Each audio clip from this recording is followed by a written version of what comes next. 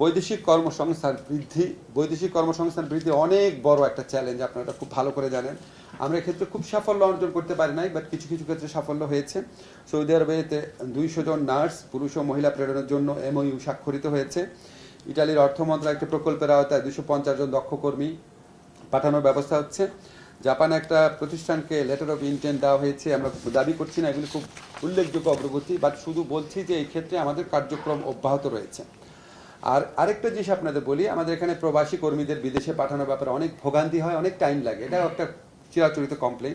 তো আমরা ইনভেস্টিগেট করে দেখলাম যে এখানে প্রবাসীরা বিদেশে যেতে চাইলে 3টা স্তরে অনুমোদন লাগতো।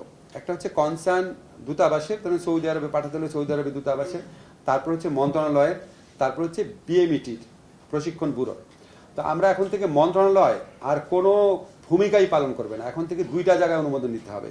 তো 3টা জায়গার পরিবর্তে যখন 2টা জায়গায় অনুমোদন নিতে হবে, তাহলে প্রবাসীদের এই বিদেশে যাওয়ার ক্ষেত্রে অনুমোদন প্রক্রিয়া যে ভোগান্তি, সেটা আমাদের হিসাব মতে অনেক কমবে এবং 15 থেকে 30 দিন সময় কমে যাবে, লিড টাইম আমরা বলি।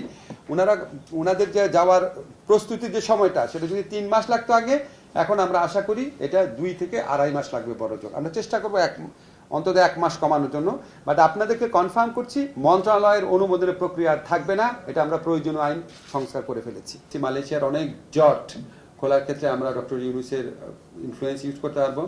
এছাড়া আমি যখন এই মন্ত্রণালয়ের দায়িত্ব নিলাম, উনি আমাকে বলেছেন অন্য যে কোনো দেশে যাদের সাথে কথা বলে উনি কাজ হয় বলে মনে হয় ওনার, সেখানে উনি ফোন করবেন, করে দিবেন।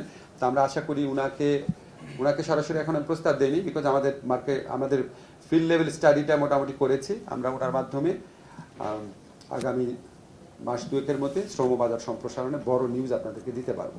আজকে আপনাদেরকে আরেকটা গুড নিউজ দিতে চাই, আমরা প্রবাসী কল্যাণ মন্ত্রণালয়ের পক্ষ থেকে ওনাদের পুনর্বাসনের ব্যবস্থা করব। আমাদের অলরেডি 87 জনের সাথে যারা ফিরে এসছেন, আপনারা জানেন 57 জন না, আরো অনেকেই বন্দী ছিলেন, অনেকেই ফিরে আসছেন। 87 জনকে আমরা এনলিস্ট করতে পেরেছি। আমরা ওনাদেরকে কর্মসংস্থানের ব্যবস্থা করব বাংলাদেশে।